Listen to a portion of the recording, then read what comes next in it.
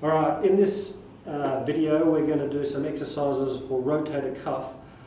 Rotator cuff is responsible for a lot of problems in the shoulder, and the main reason is that the shoulder is not like most joints in it being a ball and cup where it has a deep socket for the shoulder to sit into. It's actually a ball and plate for the shoulder.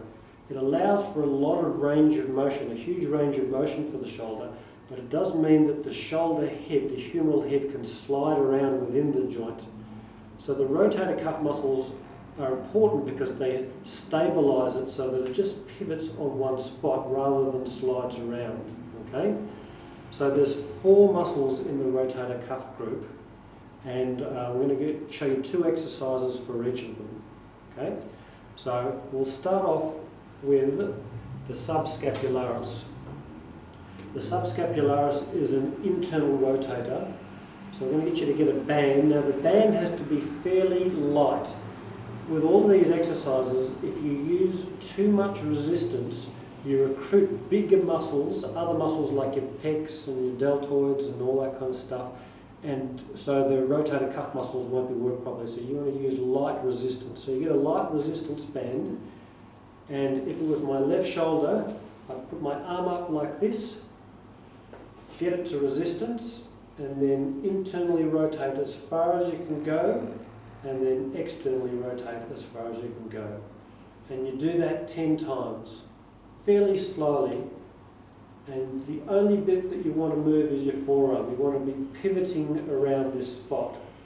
Sometimes it helps to put your elbow up against a wall or something like that, so that you're nice and steady and nothing else moves.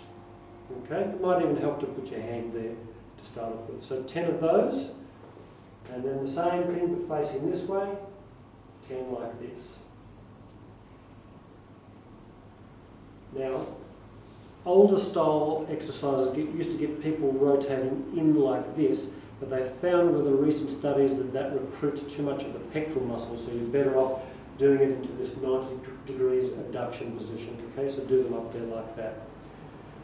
The second 2 exercises cover the teres minor and the infraspinatus, and they do the opposite. They externally rotate.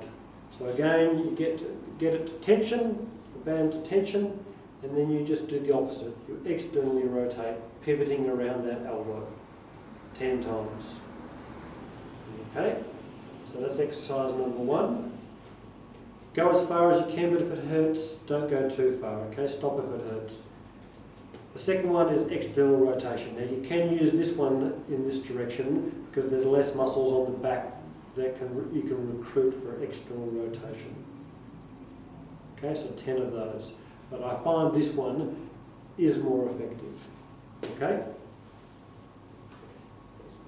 The third pair of exercises is for the last muscle in the rotator cuff group, and that's the supraspinatus.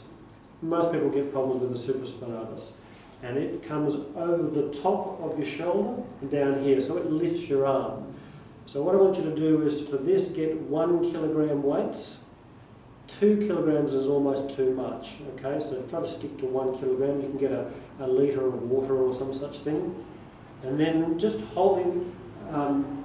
Clench your shoulder blades so you're holding your shoulders back and down, and then just lift your arms with your thumbs up and down with straight arms like that. So do 10 of those.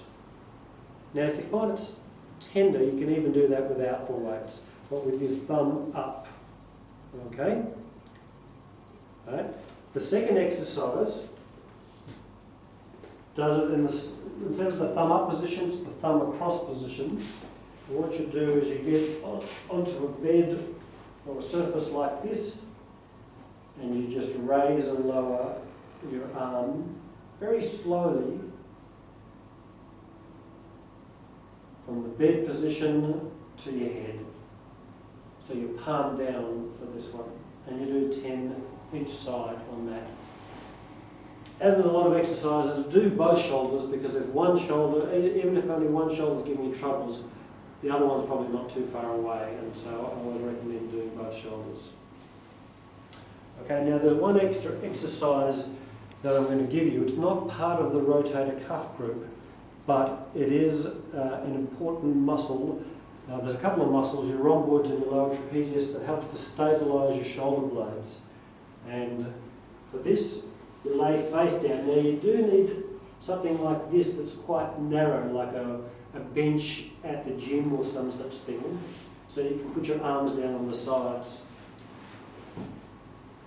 But you lay face down like this. You lift your shoulders up as high as the body, maybe a little bit higher. You externally rotate so that your thumb is up. Go the other way so that your palm is up. Back to the original position and down. So back, thumb up, palm up, back and down. Okay? And you'll feel that in between your shoulder blades. And it's quite a difficult exercise, so I would literally only start doing 5 of those a day. If you overdo it, you'll get quite sore between the shoulder blades and it won't help the process. Okay? So that's it for rotator cuff. Try to do them most days. If you can do it 5 days a week, that's good. If you do it less than 3, you're going to struggle. If you can do it 7, that's great. So thanks a lot for watching the video and hope it helps.